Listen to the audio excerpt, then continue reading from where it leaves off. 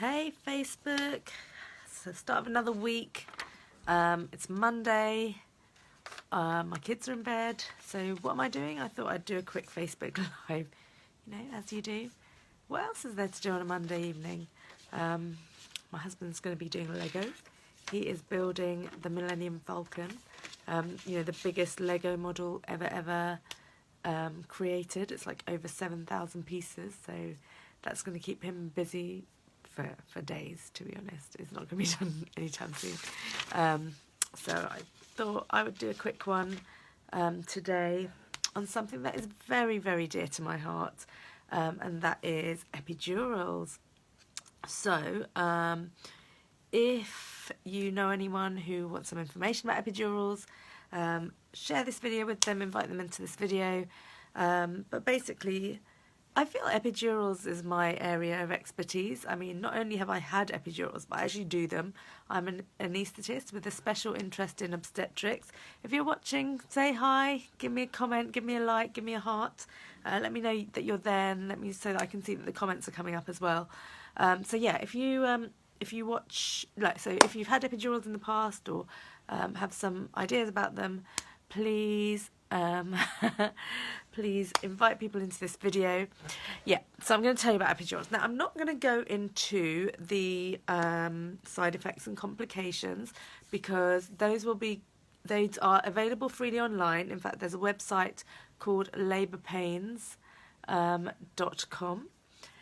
Which has loads of information, leaflets, and it's fantastic. It's the leaflets that we give to patients, clients. We call them clients. Congratulations, Ivy, on your new baby. We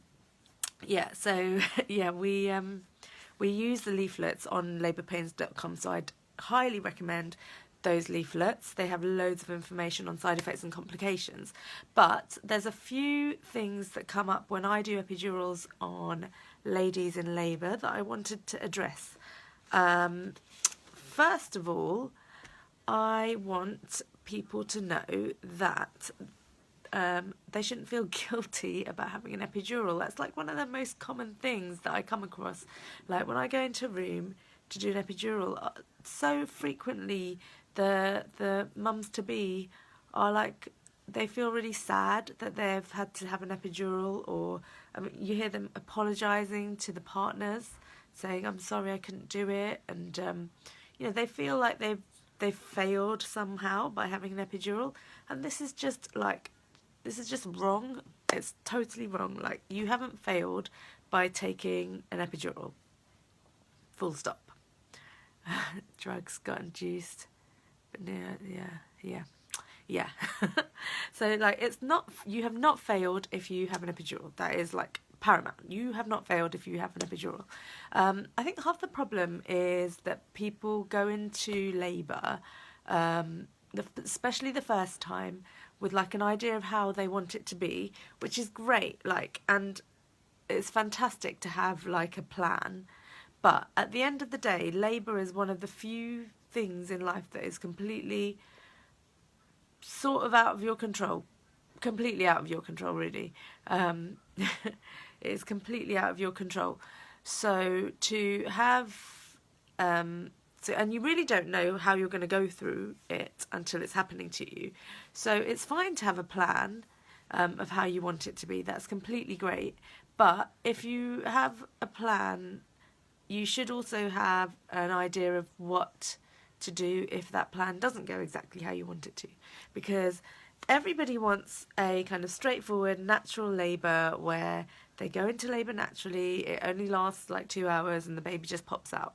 But the truth of the matter is that in over 50% of first-time mums, they need some kind of intervention, whether that be an epidural, or assisted delivery, or a caesarean section. So the first time you become a mum, over 50% of you will have some kind of intervention to have your baby.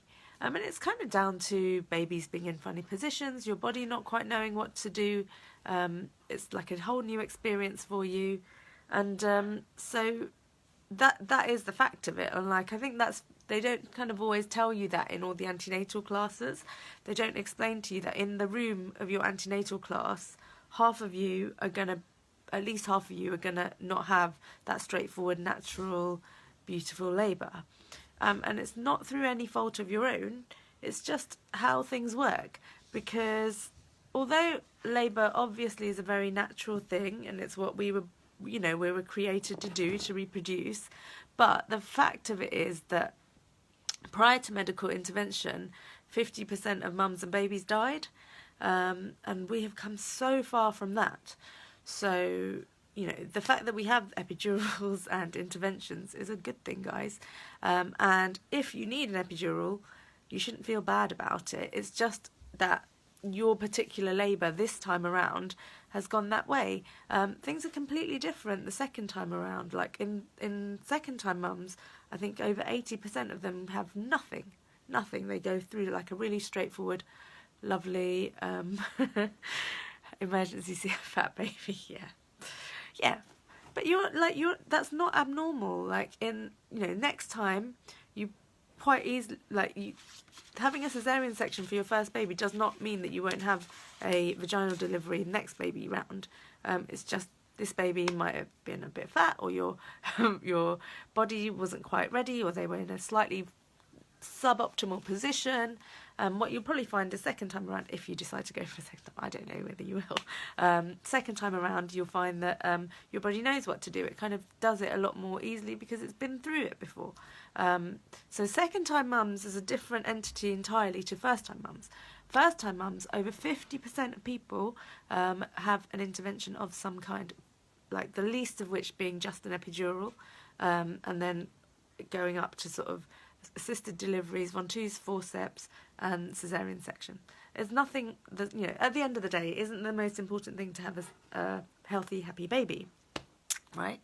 Right. So people shouldn't feel guilty about needing an epidural.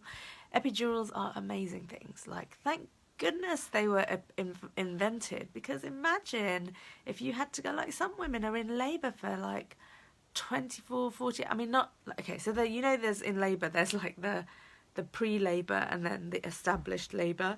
So you're not officially in labour until you get to 4 centimetres. So like for me, I never officially went into labour, but I had pain that was bad enough, but I never got beyond 2 centimetres.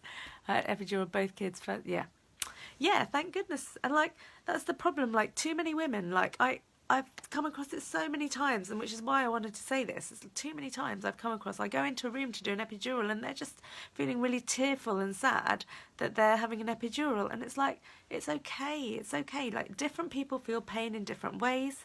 Your babies are different, your bodies are different.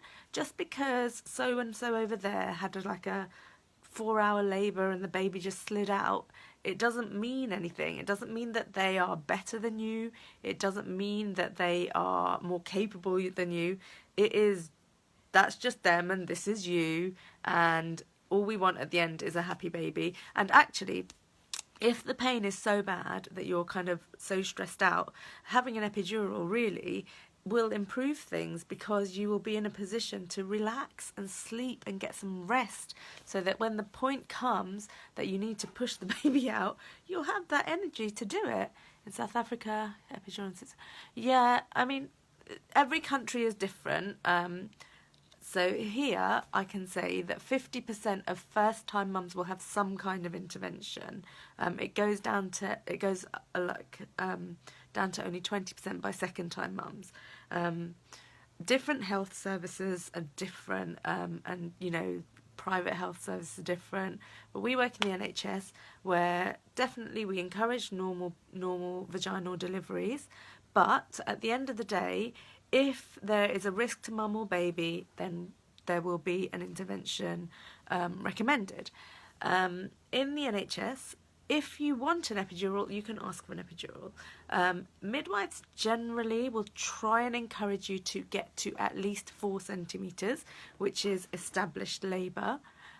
But having said that, if there are extenuating circumstances, for example, if you really look like you can't cope with it, if it's really, really difficult, like if the contractions are really strong, or if you're going to have an induction where they're using the drug, they will let you have it earlier. So they try as much as they can to get you through to no intervention, but they advise as they see, and at the end of the day, they've seen like thousands of deliveries. Like they kind of get an idea of when and where, especially the really good midwives, the really experienced midwives. They have a pretty good idea of how things are going to go.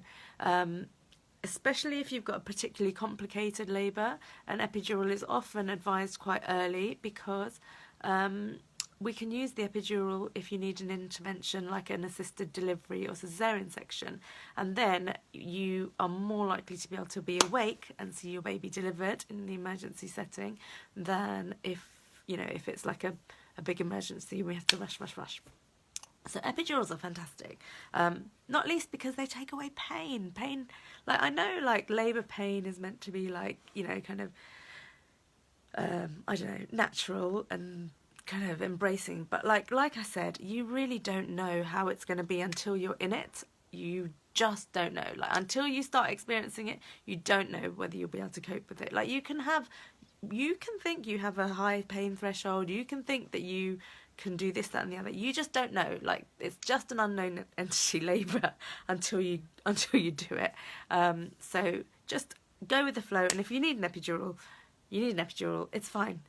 Thank God that they're there. Thank goodness we have these amazing things available to us to take away pain, and it can reduce blood pressure. It can let you rest. Thank goodness. Imagine if we didn't have it and you had to carry on with that and you really weren't coping, and that's all I can say. I think they're wonderful. And one of the most satisfying parts of my job, I can 100% say, is when I put an epidural in a lady and they go from being like in complete pain and unable to communicate to being back to their normal selves. I mean, pain does things to you that you don't even like realise. You turn into different people. You can't communicate properly. You become slightly inhumane sometimes when you're in a lot of pain. And you turn around, like it's funny, like you see what people really are like once their pain goes away, and it's incredible. So epidurals are fantastic. So that's the first thing I want to say. Like people should not feel bad for needing an epidural or wanting an epidural. It's there to be used if you need it. Like if you can manage on gas and air, great. If your labour is so quick that you don't get one in time, fantastic, good for you. If you shout out to epidurals from all that. If you don't need an epidural, if you manage with just pethidine, fantastic. But if you can't and you need an epidural, thank goodness it's there. Thank goodness. Because not just that, like if you have an epidural and then you need stitching afterwards, we can use that as well. Anyway, they're great. They're so versatile, and we don't just use them for labour. By the way, we use them for loads of other procedures for pain relief afterwards. Another second thing people will ask is, does it hurt to put it in? My answer to that is always, it doesn't hurt as much as labour. Because if you're going through labour and like that kind of crushing pain that you get from the top of your abdomen down, like, I mean, that is pain. Like the epidural, like the little injection in your back, that does not compare to the labour pain. But we, as anaesthetists, we also take steps to try and make it as comfortable as we can. Like we'll put some local anaesthetic in so that it's numb. But it really is not, it's not sore. I mean, it's a bit uncomfortable sometimes. Occasionally they take a little bit of time to put in. I mean, the worst part is that if they take a bit of time, you're still getting the labour pains in and out. And that's kind of the hardest part to cope with. But the epidural going in itself won't hurt as much as labour, 100%. And like I said, we do try and make it as comfortable as we can for you. Number 3, back pain. Now this one comes up a lot. I get a lot of women who come in who say that their sister, aunt, whoever got a back pain because of the epidural. Now, back in the day, we didn't know any data about this. It was possible. It was unknown, and because people associated the epidural with having back pain, it became like a thing. It's become like epidurals cause back pain. Now we've done research, we have data that categorically shows that epidurals do not cause back pain. It is not the epidural that's caused the back pain. Pregnancy causes back pain. Pregnancy, when you become pregnant, you get a hormone in your body called relaxin, which is necessary. It's what helps your pelvis move apart and accommodate this huge big baby that's growing inside you. It means all your ligaments are a little bit lax. It means that you are very prone to overstretching, and you are prone to spraining, and you are prone to muscle aches and pains. A lot of people will experience during pregnancy back pain, SPD. I had that really bad. I could barely walk my second pregnancy. So pregnancy causes back pain. Epidurals do not cause back pain. Maybe you might have a short-term bruise where the needle went in. That won't last a long time. Long-term back pain is more likely due to the pregnancy, because what happens in pregnancy is you're carrying this extra weight on your front, your baby, and then your back, let me just swing around. Can you see your back kind of goes a bit more curved? It's called a lordosis. To sort of compensate for that weight, and your posture changes a little bit to try and compensate for that extra weight there. So that kind of carrying that weight around is what causes the back pain. And then in labour itself, you can get into funny positions, and that can precipitate the back pain. So it tends to be labour that causes, not labour, pregnancy that causes back pain. Epidurals themselves do not cause back pain, categorically. You heard it here. Epidurals don't cause back pain. Anyone that tells you the epidural is what caused back pain, it didn't. It's their pregnancy. The thing is, the reason it gets associated is obviously epidurals are done at the back. You can't see what's going on, and the last thing they remember before the back pain kind of kicks in is you had an epidural. Good. You know how great they are. The last thing they tend to remember is something being done to their back, and then they associate that with the back pain. But the back pain is far more likely to be because of having carried the baby for 9 months and getting into that slightly odd position, and then how your ligaments have changed and your musculature's changed and your posture's changed, and you've been in a dodgy posture for sort of definitely the last trimester. And you guys, anyone that's pregnant knows it, like you kind of get that funny waddle, and you're sort of you hurt, don't you? Like the last trimester of pregnancy is no walk in the park. Like, I don't know how, these ladies who like just look so they are the best thing. Yeah. Oh. Yeah. I don't know how the women do it. The ones who like just looks like they're breezing through. Oh, I was terrible, especially the third trimester. That was tough. Anyway, so epidurals don't cause back pain. That's what I wanted to say.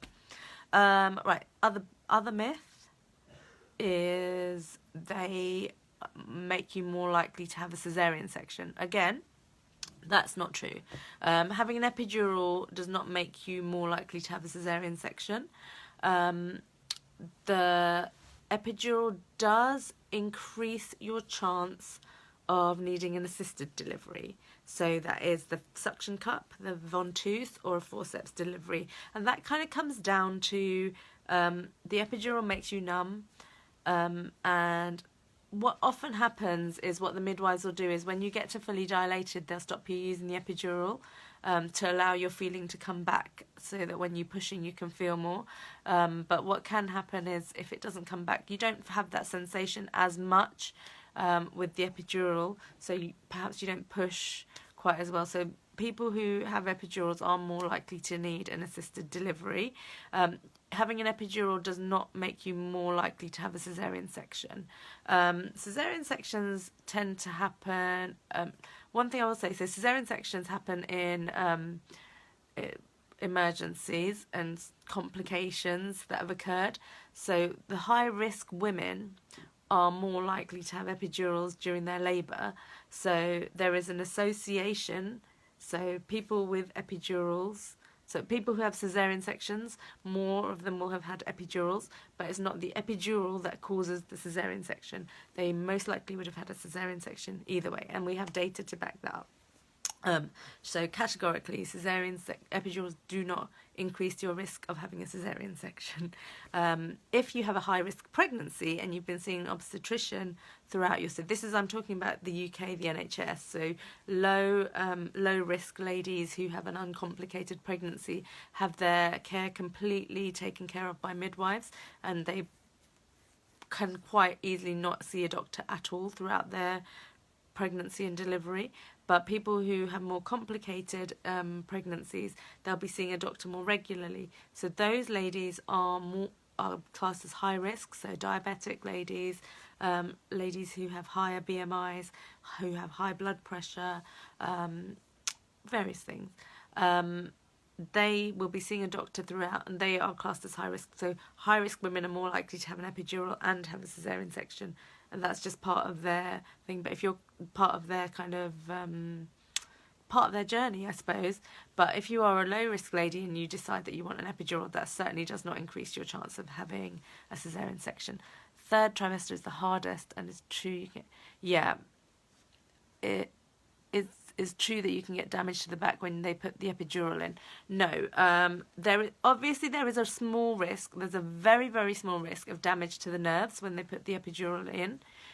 Very, very small. It's something like 1 in 14,000 in this country will have, and that's usually temporary nerve damage. But epidurals themselves won't cause back pain. But you can cause nerve damage when we put the epidural in, but it is extremely rare. Like I said, if we do, out of 13,000 epidurals, one person will get temporary nerve damage. So it is extremely, extremely rare. But obviously, because of where we're going, near the nerves, there is a very small risk. But usually you will be told about that. And like I said at the beginning of this live, I would say if you are looking for information on side effects and complications and lots of information on epidurals themselves, there is a fantastic website called labourpains.com, which is what we take our information leaflets from. We as anaesthetists take our information leaflets from to give out to the ladies who are in labour, and we do that a lot more now.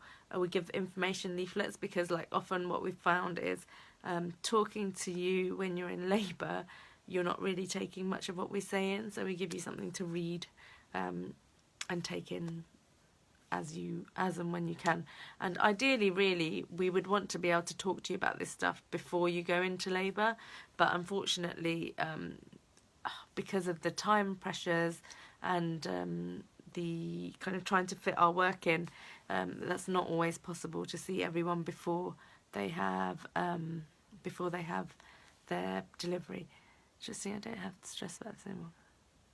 Yeah, no. Excuse me. No more babies for Jenny. But yeah, so that's my kind of myth busting for the day. I love epidurals. Like I said, I think that they're fantastic. I put them in regularly, and they are an incredible invention. Like, you know, thank goodness we have this available to us to be able to take away pain in labour and make it easier for women that need it. Like I said at the beginning, if you don't need it and you have a straightforward labour that's straightforward, quick labour, you can cope with the pain with nothing but air, or nothing but gas and air, or nothing but pethidine. That's fantastic. But not everybody has the same journey. Everybody's different. Everybody's babies are different. Everybody's bodies are different, and people cope with pain, and the pains, like, one person's pain is not another person's pain. So you have to take each of you as an individual, and if you need it, you need it. That's fine. Take it. Thank goodness it's available, because if it wasn't, imagine how much more difficulty you'd be. And like I said, the personality change that you see when you put an epidural is incredible. Like taking a lady who's in severe pain and completely irrational, and I will put myself into that category. Like, I was irrational in pain, and then you have an epidural, and you end up with a person that's completely back to normal. You see their actual personality come through. It's incredible. Like 20 minutes, epidural in, 20 minutes you've got a normal person back to normal. I'm going to say I was going to give you pain relief and ask me to lean forward. And then, oh, Jenny, you're in New Zealand, aren't you? I mean, I don't know how it works in New Zealand. I'm just talking about how we work here in the UK. So, like, what normally happens here is if someone asks for an epidural, or if somebody is recommended an epidural and agrees, like the woman, like, you can always say no to an epidural. So the midwives or the obstetricians might well say to you they would recommend an epidural, and you can choose to agree or not, and only if you agree we'll come and see you. We will always give you either an information leaflet or talk you through the side effects and the benefits and the side effects and complications of an epidural before we do it. I usually give an information leaflet as well as talk, because I've found that when I'm talking alone, where the ladies just aren't taking it in. When you're in severe pain, you're not in the mood to listen to side effects and complications. And it wouldn't surprise me that if I just talked to them, they would completely forget what I'd said to them. Like, so I don't, so that, I mean, when you're in severe pain, like, you're just not taking things in. So I always give a leaflet. And what I'll often say to them is, once they're back to normal, once the epidural's in, like, to have a read of it so that they've actually got all the information. Because what often you find, what I've found quite frequently is people, I'll be talking to them and they're just going, "Get on with it, come on, just put it in." Like, so, okay, let's get it in. So yeah, but we always give an information, where I work we always give an information leaflet, and the information leaflet on labourpains.com it's in multiple languages. So if someone comes in who doesn't speak English, which is quite prevalent in the area that I work, we can print it out in their language. It has loads of languages on that labourpains.com website. Yeah, Adrian. Yeah, most people that have them wouldn't not have them. Like, they are fantastic. But there's a lot of fear about epidurals that doesn't need to be there. I think birth plans are great because it gives you an element of control over something that is largely uncontrollable.